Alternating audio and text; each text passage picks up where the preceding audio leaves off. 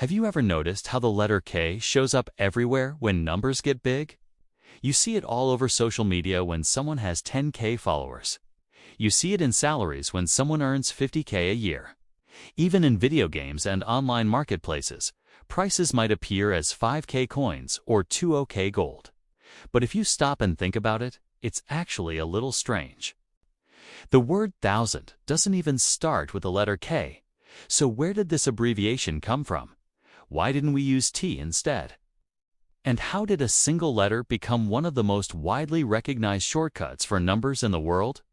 Today, we're going to uncover the surprisingly fascinating story behind the letter K, from ancient languages and scientific measurement systems to modern technology and internet culture. The story of K4000 begins thousands of years ago in ancient Greece. The key word here is chilioi, a Greek term meaning thousand. Over time, this word influenced many scientific and numerical terms used across Europe. From chilioi, we eventually got the metric prefix kilo, which also means 1,000. Today, the prefix kilo is used all over the metric system.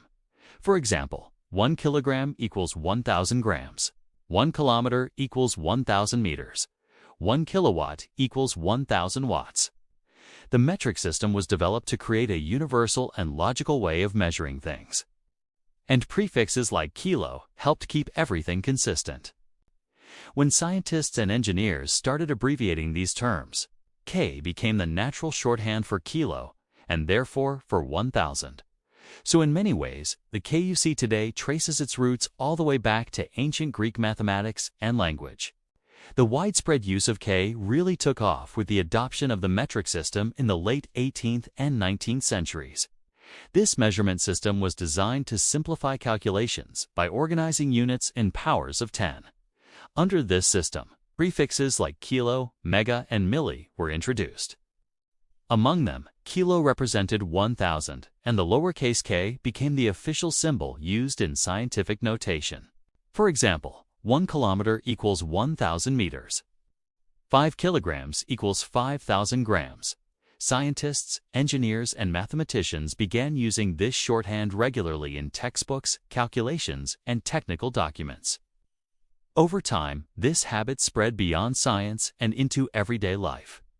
Once people became familiar with K equaling 1,000, it was only a matter of time before the abbreviation started appearing in other contexts. One of the earliest everyday uses of K outside science appeared in finance and accounting. Writing large numbers repeatedly can be time-consuming and cluttered, especially in financial records. Instead of writing $25,000, for example, accountants could simply write $25,000. This saved space on documents and made large figures easier to read at a glance. By the mid-20th century, the shorthand had become common in business reports, stock market summaries, and financial discussions. If someone said a company made 19 cents in profit, everyone understood it meant 100,000. Eventually, the abbreviation spread into job postings and salaries as well. A job paying 60,000 per year quickly became a familiar way to express income without writing out 5 digits.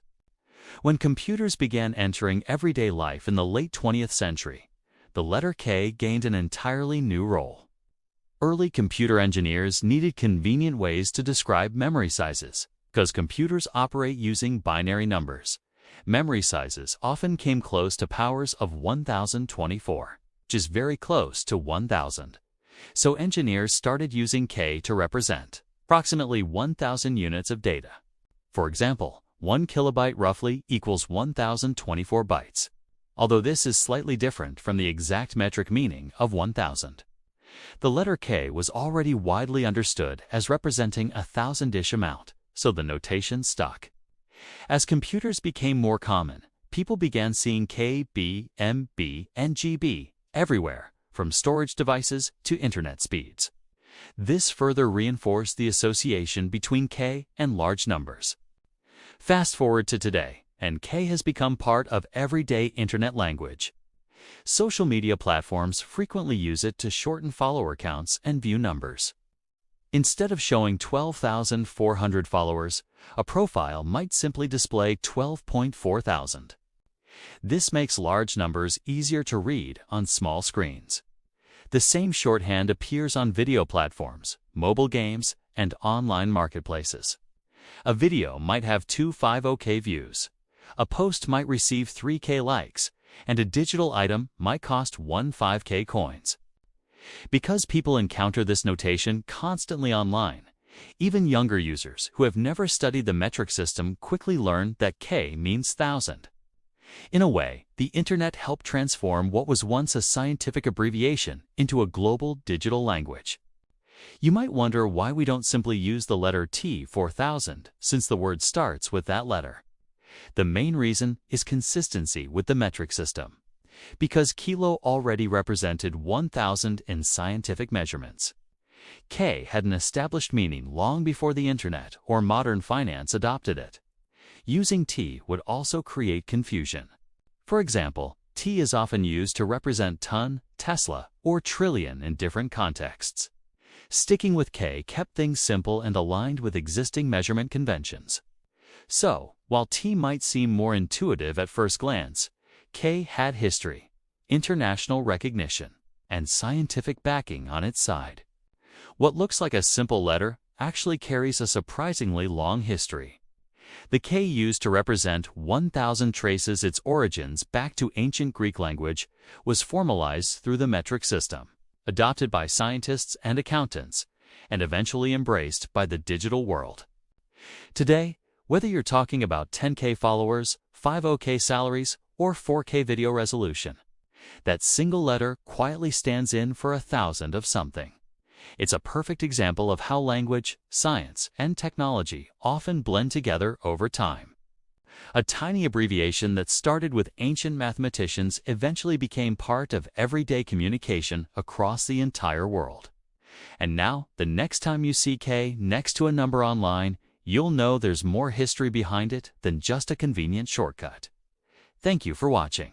Don't forget to like, subscribe, and stay tuned for more stories woven through the smallest details.